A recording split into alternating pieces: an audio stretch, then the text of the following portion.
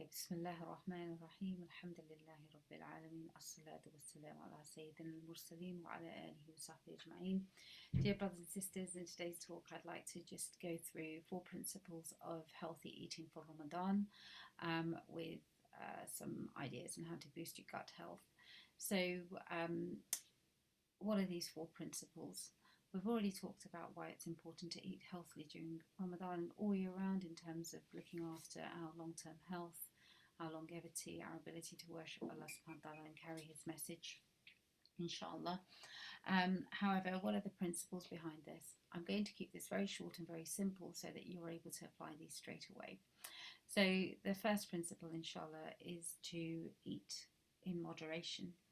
And Allah subhanahu wa ta'ala says in the Quran, Kulu washrabu wa la tusrifu, eat and drink but not to excess. And again in a hadith, the Prophet ﷺ has reminded us that the worst vessel to fill for the servant of Allah is his stomach. And I'm just finding that hadith. So here we go. So from Al-Miqdam bin Ma'adi Garib radiallahu anhu, he narrated that the Prophet ﷺ said, a human being has never filled any vessel which is worse than his own belly. And this is from Sunnah al-Tirmidhi. So that's a very powerful hadith. And if we think about it, filling that vessel, it's like putting your stomach on fire, constant eating. So principle number 1 is to eat in moderation. What does that mean? That means eating to hunger. Following the sunnah as much as possible, so having a third for water, a third for air, and a third for food. Remember, digestion is largely an aerobic process to extract the ATP, if you go back to your cell biology days. But to extract the energy, you need to have oxygen in there. So if you can't breathe because you're so full, you can only imagine what kind of havoc that wreaks on your body. And we know from the sort of modern gut health perspective that, time-restricted eating is massively beneficial for our health, and helps to reset the metabolism. It gives the stomach a break, allows it to kind of reset, and we're eating for the right purpose. If we are eating out of comfort, out of stress, out of mindlessness, we're not designed as human beings to eat for those purposes. So it's almost like saying, well, I'm going to use a drill bit every time I need to do my plumbing. Well, you're only going to end up boring holes in the pipes rather than repairing them, because you've got this drill handy. So it's about being mindful of what we're eating, why we're eating, and eating in the right way, at the right times, and the right kind of food. So that's principle number 1. Principle number 2 is to eat the halal and the tayyib. So often we look at that halal stamp and we say, this is halal. Yeah, eat everything. It's got a halal stamp. It doesn't mean that it's necessarily tayyib food. Halal is what is lawful, but the encouragement in the Quran is to eat the tayyib. So the pure, the beneficial, the nutritious.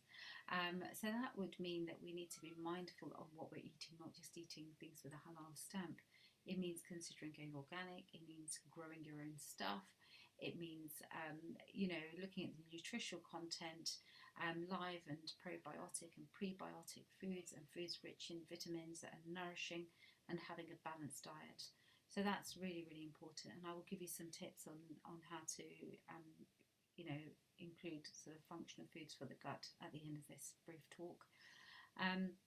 The third principle is to celebrate the variety of foods that Allah subhanahu wa ta'ala has given us. So have a broad and balanced diet, and what I like to call eat the rainbow.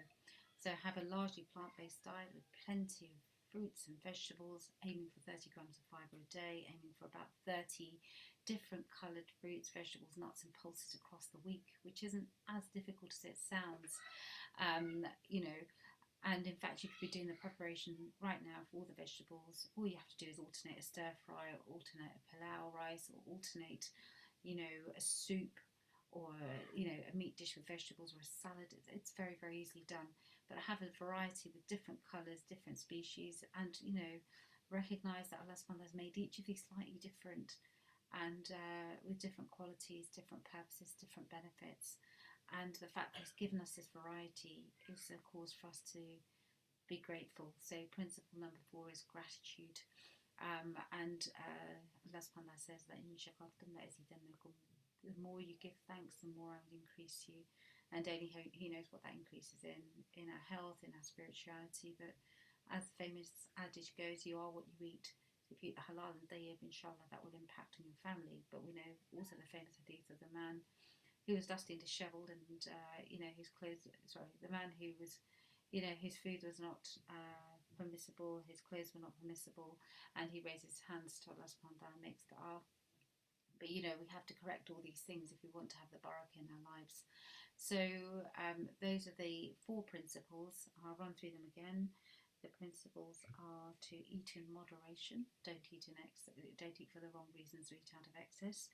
To eat the halal and the tayyib, to eat a rainbow-coloured diet, and to give gratitude to Allah subhanahu wa ta'ala. And inshallah, in the next clip, I will talk to you about how to put in pre- and probiotic healthy live foods into your gut, and how to prepare your gut for Ramadan. Jazakumullah khairan. Assalamu alaikum wa rahmatullah.